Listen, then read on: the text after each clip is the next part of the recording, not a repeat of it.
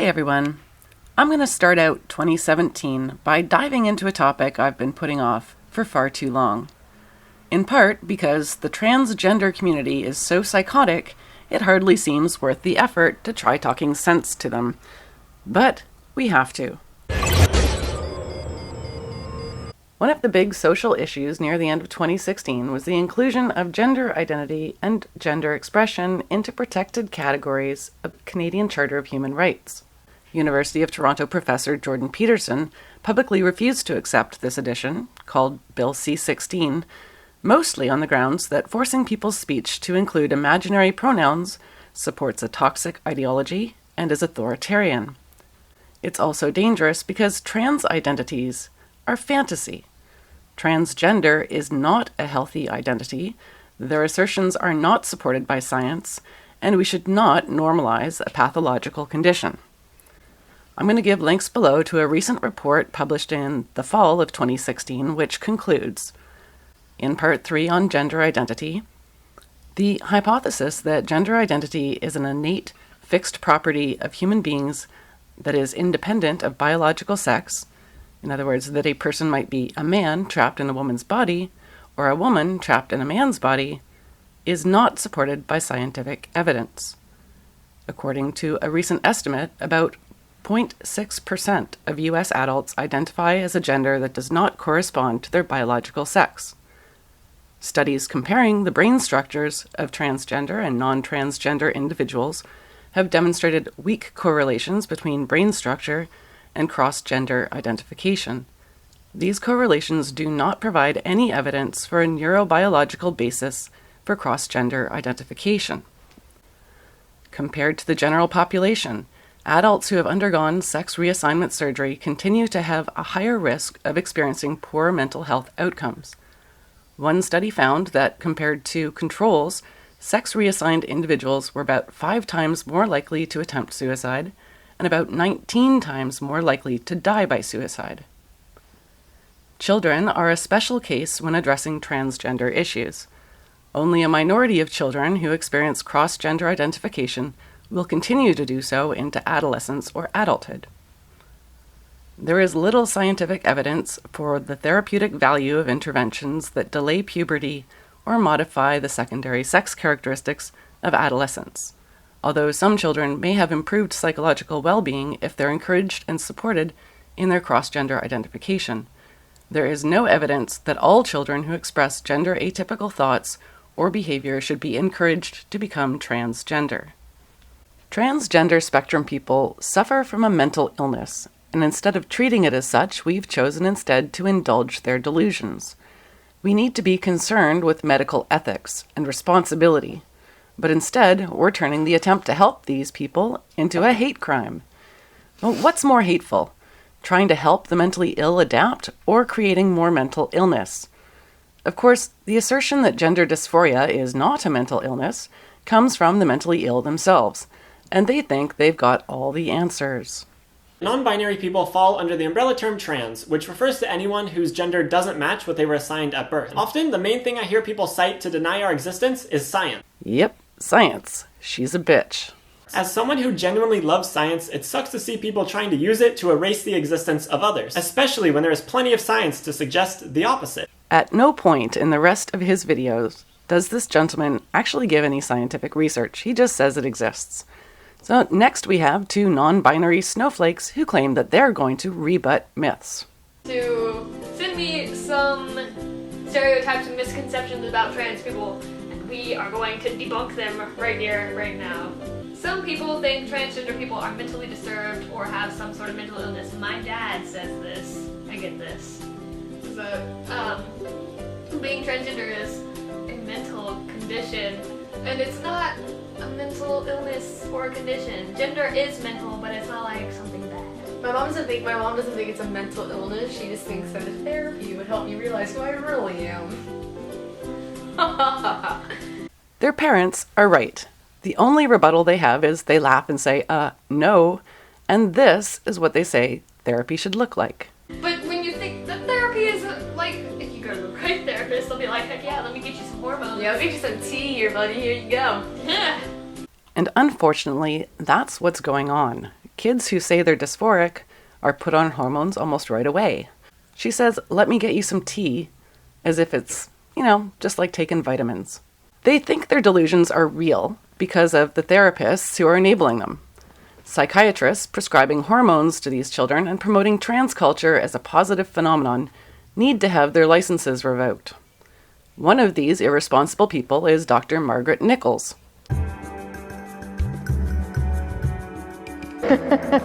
I'm Margie Nichols. I'm a sex therapist, a psychologist, and I'm the director of a psychotherapy agency here in Jersey City called the Institute for Personal Growth. We'll compare Nichols' credentials to those writing the report in a moment. She talks about the sudden influx of trans people as if it's a good thing, but she also gives us an indication of where it's coming from. Transgender children were considered so rare that there were only a few clinics in the whole world that worked with them. And female to male, biological women that wanted to become males were also unheard of. Then in the late 90s, we started seeing a dramatic change. We started seeing college students that were coming out as transgender. Many of them were biological females transitioning to male, in fact, often more of them. And we also started hearing terms like genderqueer, identities that really we had never heard of before. Okay, so this started in university, according to her. If so, then something is going on at the universities that's getting people confused about their gender. We need to investigate that. One more thing from Nichols, she gives a personal anecdote about her own adopted son who wanted to wear a pink skirt. He wanted to wear a pink skirt. Now, Nancy and I are feminists. We didn't have a problem with him wearing a pink skirt. But back in the 1980s, we were a lesbian couple raising a child. It was widely believed that gay parents were going to totally screw their kids up. And so there was no question of us allowing Corey to wear a pink skirt in public or to wear it in school. She and her partner only allowed him to wear it in private settings, and miraculously, she tells us this. Everybody thought he was adorable. And by the end of the summer, he'd sort of lost interest in wearing a pink skirt. And Nancy and I were very lucky that we dodged a huge bullet, because if we had dared support him as a gender variant child back then, we would have probably lost custody of him. Yes, he grew out of it, as about 80% of children do. But somehow she sees this as the incorrect way to deal with such delusions today, even when her own experience showed that it was best to not encourage her son's behavior. So, this is what a real doctor looks like. Dr. Paul R. McHugh, former chief of psychiatry at Johns Hopkins, has written numerous articles about the danger of transgender activist demands. Dr. McHugh shut down the reassignment clinic at Johns Hopkins in 1976, when post-operative studies showed that it did not improve the outcome for people with gender dysphoria.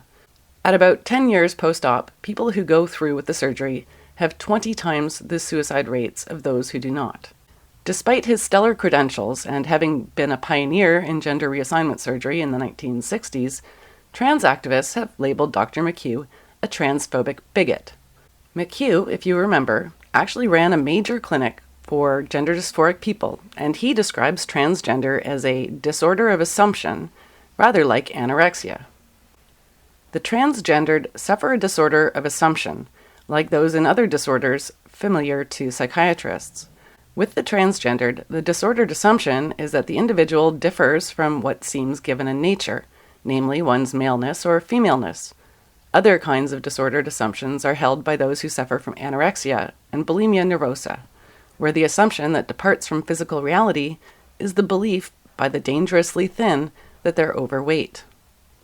McHugh says elsewhere that granting gender reassignment surgery to transgendered people is like giving liposuction to an anorexic. Think about that. It's actually a really great analogy. Now, Dr. McHugh teamed up with Dr. Lawrence S. Mayer and published a report in the New Atlantis in fall of 2016 called Sexuality and Gender, Findings from the Biological, Psychological, and Social Sciences. I'll link to the report in the description, but I just want to focus on a couple of things from the intro. Dr. Mayer says, "In the course of writing this report, I consulted a number of individuals who asked that I not thank them by name. Some feared an angry response from the more militant elements of the LGBT community. Others feared an angry response from the more strident elements of religiously conservative communities. Most bothersome, however, is that some feared reprisals from their own universities for engaging in controversial topics, regardless of the report's content. A sad statement about academic freedom. This is a grounded fear. With the new additions to the Charter, doctors and academics can be charged with violating Charter rights if they refuse to offer a patient the treatment that the patient demands. Now think about that. The Charter now ensures that mentally ill people can A, diagnose themselves with a medical condition, and B, demand drugs from doctors. If a doctor refuses, they'll likely be charged with a rights violation. Charter activists use Section 15 of the Canadian Human Rights Charter for social engineering. You won't hear these activists use the term social engineering. They'll talk about equality and oppression, phobias, misogyny, and heteronormativity. Feminists use groups like the Women's Legal Education and Action Fund to litigate social change into society through the court system. And trans activists will do the same. They've discovered that litigation is more effective than political lobby groups. While the activists are mostly composed of the mentally ill themselves and parents who are likely guilty of Munchausen syndrome by proxy, they turn their children into special snowflakes to get attention as the tolerant and wise caregiver, I urge you to compare their credentials to that of Dr. Lawrence S. Mayer. I agreed to take over as lead author, rewriting, reorganizing, and expanding the text. I support every sentence in this report, without reservation and without prejudice regarding any political or philosophical debates. This report is about science and medicine, nothing more and nothing less. Readers wondering about this report's synthesis of research from so many different fields may wish to know a little about its lead author. I'm a full-time academic involved in all aspects of teaching, research, and professional service. I am a biostatistician, an epidemiologist, who focuses on the design, analysis, and interpretation of experimental and observational data in public health and medicine, particularly when the data are complex in terms of underlying scientific issues. I am a research physician, having trained in medicine and psychiatry in the UK, and received the British equivalent, MB, to the American MD. I've never practiced medicine, including psychiatry, in the United States or abroad. I have testified in dozens of federal and state legal proceedings and regulatory hearings, in most cases reviewing scientific literature to clarify the issues under examination. I strongly support equality and oppose discrimination for the LGBT community, and I have testified on their behalf as a statistical expert. I've been a full-time tenured professor for over 4 decades. I have held professorial appointments at 8 universities, including Princeton, the University of Pennsylvania, Stanford, Arizona State University, Johns Hopkins University, Bloomberg School of Public Health and School of Medicine, Ohio State, Virginia Tech, and the University of Michigan. I've also held research faculty appointments at several other institutions, including the Mayo Clinic. My full-time and part-time appointments have been in 23 disciplines, including statistics, biostatistics, epidemiology, public health, social methodology, psychiatry, mathematics, sociology, political science, economics, and biomedical informatics. But my research interests have varied far less than my academic appointments. The focus of my career has been to learn how statistics and models are employed across disciplines, with the goal of improving the use of models and data analytics in assessing issues of interest in the policy, regulatory, or legal realms.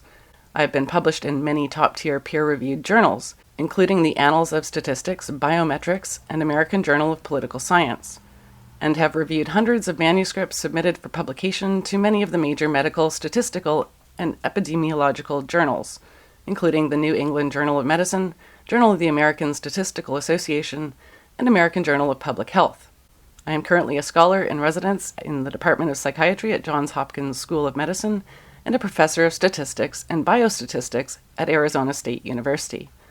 Up until July 1st, 2016, I also held part-time faculty appointments in the Johns Hopkins Bloomberg School of Public Health and School of Medicine, and at the Mayo Clinic.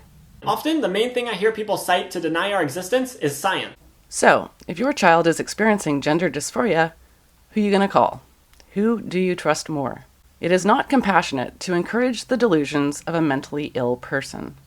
It is not compassionate to put children on hormones that can sterilize them or to encourage them to cut off healthy body parts when these actions will increase the likelihood of suicide later in life. It is not compassionate to lie about scientific findings, putting self-mutilating behavior on a pedestal and encouraging the destruction of an entire generation. Compassion means telling people the truth, even when they don't want to hear it. And the truth the trans community needs to hear is that they're wrong. They were not born this way. I'll show you what true compassion looks like. The editor's note from the new Atlantis article. Questions related to sexuality and gender bear on some of the most intimate and personal aspects of human life. In recent years, they have also vexed American politics. We offer this report written by Dr. Lawrence S. Mayer, an epidemiologist trained in psychiatry, and Dr. Paul R. McHugh, arguably the most important American psychiatrist of the last half-century, in the hope of improving public understanding of these questions. Examining research from the biological, psychological, and social sciences, this report shows that some of the most frequently heard claims about sexuality and gender are not supported by scientific evidence. The report has a special focus on the higher rates of mental health problems among LGBT populations, and it questions the scientific basis of trends in the treatment of children who do not identify with their biological sex. More effort is called for to provide these people with the understanding, care, and support that they need to lead healthy, flourishing lives.